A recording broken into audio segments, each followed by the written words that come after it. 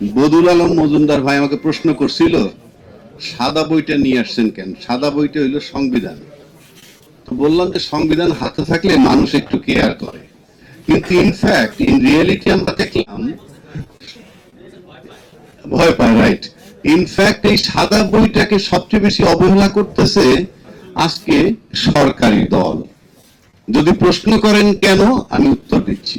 প্রশ্নটা হলো এরকম যে আপনি যেহেতু সংবিধান পালন করতেছেন তাহলে সংবিধান মোতাবেক চলবেন।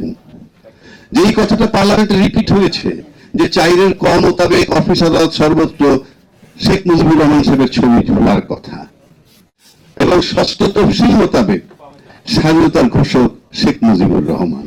উনি বললেন যে সংবিধান সংশোধনটা চাই, তার মানে সংশোধন করে বাতিল করবেন।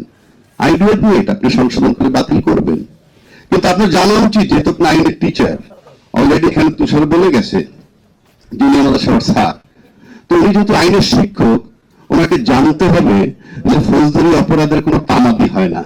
আপনারা জানেন বঙ্গবন্ধু শেখ মুজিবুর হত্যার বিচার কবে হয়েছিল, আপনারা জানেন 71-এর মুক্তিযুদ্ধের অপরাধের জন্য বা মানবতা বিরোধী অপরাধ যারা করছে তাদের বিচার কবে হয়েছিল, তেমন একটা তামাদি হয় না। আপনি কবে সংশোধন করে বাতিল করবেন সেটা পরের কথা, কিন্তু এখন পর্যন্ত যে আপনারা সংবিধান লঙ্ঘন করতেছেন, এই আইনের আওতায় আপনাদেরকে যে কোনো লোক পরবর্তীতে ক্ষমতায় এসে আপনাদেরকে ক্রিমিনাল অপরাধ হিসাবে দাঁড়া করতে পারবে। এটা মানে হচ্ছে যে আপনি সংবিধান মানছেন না। এখন সংবিধান না মেনে চলছেন কিভাবে? 2/3 মেজরিটি।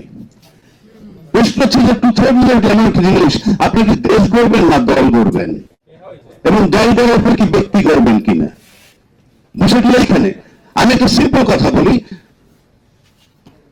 ইতিমধ্যে আপনারা জেনেছেন যে বিএনপির যে 31 দফা, তার পয়লা দফা ছিল সংবিধান সংস্কার কমিশন, অথচ পার্লামেন্টে দাঁড়িয়ে উনি বলছেন সংবিধান সংস্কার হয় না।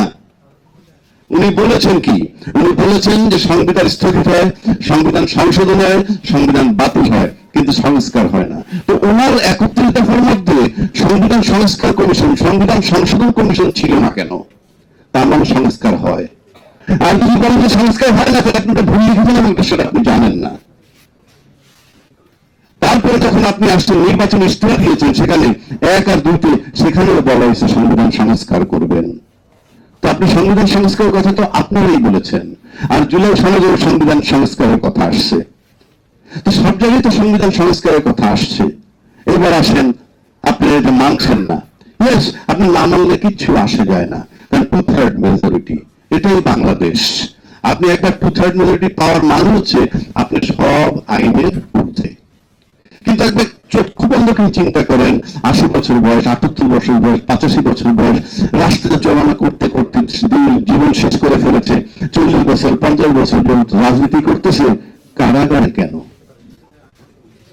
জীবনের শেষ পর্যায়ে এত রাজনৈতিক অবদান আপনাদের, দেশ গড়লেন, সবকিছু শুধুই দেশ গড়লেন, দেশের জন্য জীবন বিসর্জন দিলেন, কারাগারে কেন? দেশের জন্য যারা জীবন দেয় বা দেশের জন্য যারা কাজ করে, হয়তো শহীদ হয়ে যায়, আমরা বেঁচে থেকে পান্তালতার ওই মরিচ পেঁয়াজ দিয়ে ভাত খায়। এর মাঝখানের যারা, তারা কিন্তু সবসময় বিলাসবহুল জীবন যাপন করেন, যাদের রাজনীতিতে কোনো অবদান নাই, যাদের আন্দোলনের অবদান নাই, যাদের কোথাও কোনো অবদান নাই।